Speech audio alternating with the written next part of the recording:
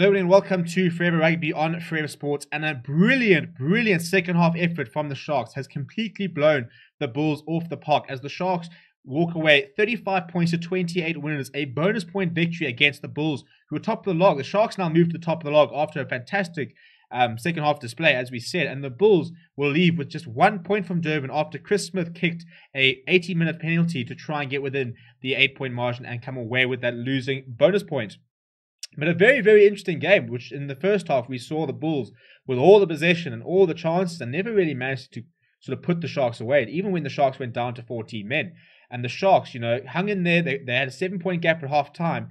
And when Stefan Guns was sent off in the second half, managed to score 3 tries within the opening 20 minutes of the second half to sort of put themselves in the driving seat and steer their way home.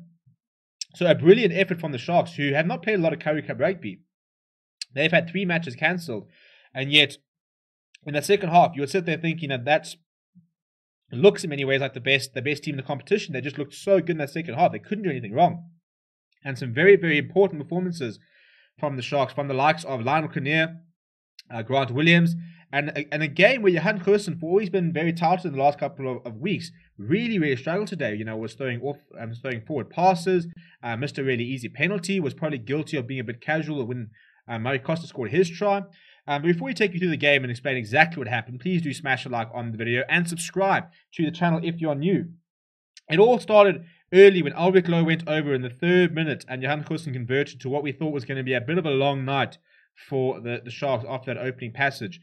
But then the Roots hit back in the 10th minute with Lionel Kinnear equaling things up. And after that, the Bulls then set up camp inside the Sharks' half, where the Sharks conceded penalty after penalty. I think at halftime, the Bulls conceded 2 penalties to the Sharks, about 14 or 15. It was unbelievable how many penalties they conceded in that first half. But Johan Goosen took a 3-pointer in the 14 minutes after he missed a sitter in the 12th minute.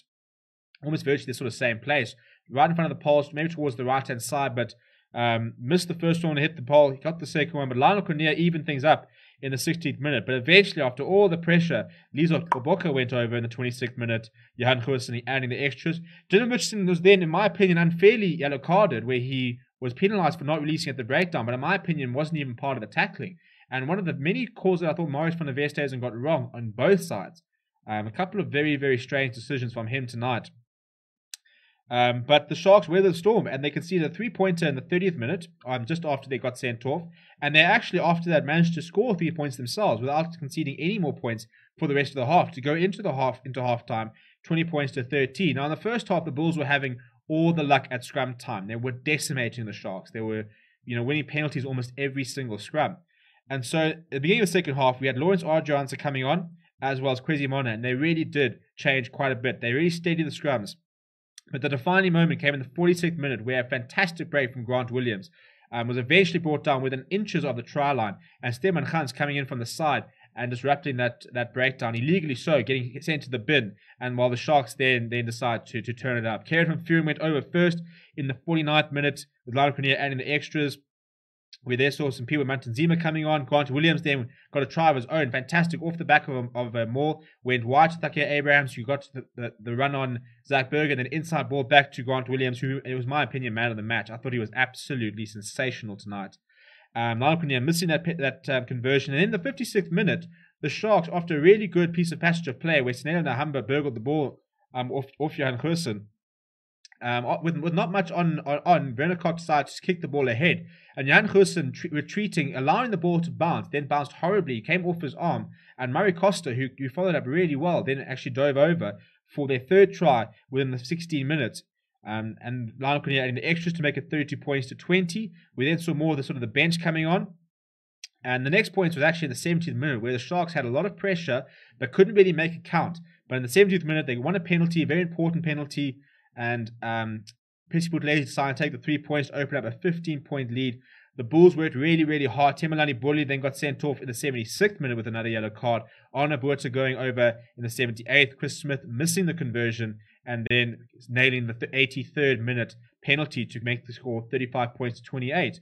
And you talk about the idea of a game of 2 halves, but it really was. In the first half, the possession was 72% for the Bulls, 28% for the Sharks. And yet second half was 56% for the Sharks. They literally doubled their possession.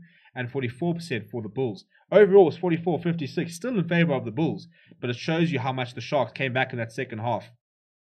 Some other stats, the Sharks ran more. They beat almost twice as many defenders. They had 3 more clean breaks. The Bulls had more gain line carries, but the Sharks' backline really turned it on today. As I said, Lionel Kinnear, Grant Williams were very impressive. The Sharks won more turnovers and made a lot more tackles. You know, the Sharks made 108 of 121 tackles. The Bulls making 60 of 84 tackles, just a 71% tackle success rate, which is very unusual from the side from Pretoria. Also, goal kicking wasn't great from the Bulls, missing 2 out of the 7. The Sharks missing just 1 of 7. Ruck success rate, 93 and 95, was pretty even.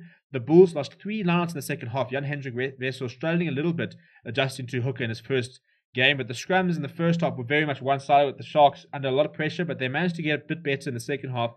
Still, the Bulls had a couple of scrums where they had the ascendancy. But if you look at the penalty count, you know, Bulls 20 penalties in the second half, according to Ultimate Rugby, of which I think about 16 were in the second half.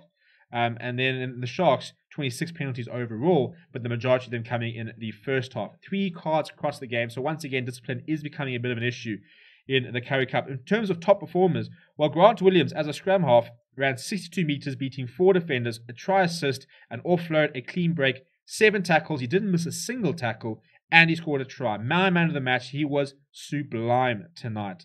I thought that Pepsi Buthelezi was busy as always. He made 15 tackles, not missing a single one. 3 turnovers won from Pepsi Buthelezi, as well as 7 carries. An immense performance from the Sharks captain. Dylan Richardson was quite industrious. Sometimes a little bit over-eager at the breakdown. LaRue Roots made a lot of carries, 8 carries from him. Reno Hugo grew into the game. He made 12 tackles. Didn't miss a single one either. For the Bulls, Marcel Coetzee made 13 carries, 9 tackles, but he missed 4 tackles and conceded 3 turnovers, which is a little bit unlike him. Alric Lowe, 11 carries from him and 6 tackles. So pretty good stuff from him as well.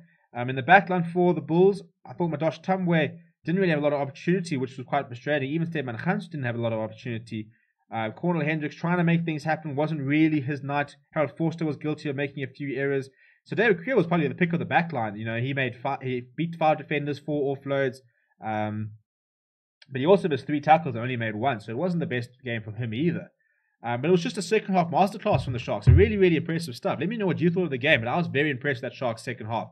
If they could play like that every single week, I think we probably have no doubt that these are the 2 strongest squads in the country. It's a case of, can they bring that consistency? The Bulls have sort of found some consistency. The Sharks, to a lesser extent. I mean, they got beaten by the Griquas last week by a bonus point. So if they can put performances in like that second half, week in, week out, the Sharks can definitely become a force to be reckoned with. Let me know what you thought of the game down below. Smash a like on the video. Subscribe to the channel as well. My name is Steven. Thank you very much for watching, and I'll chat to you guys soon.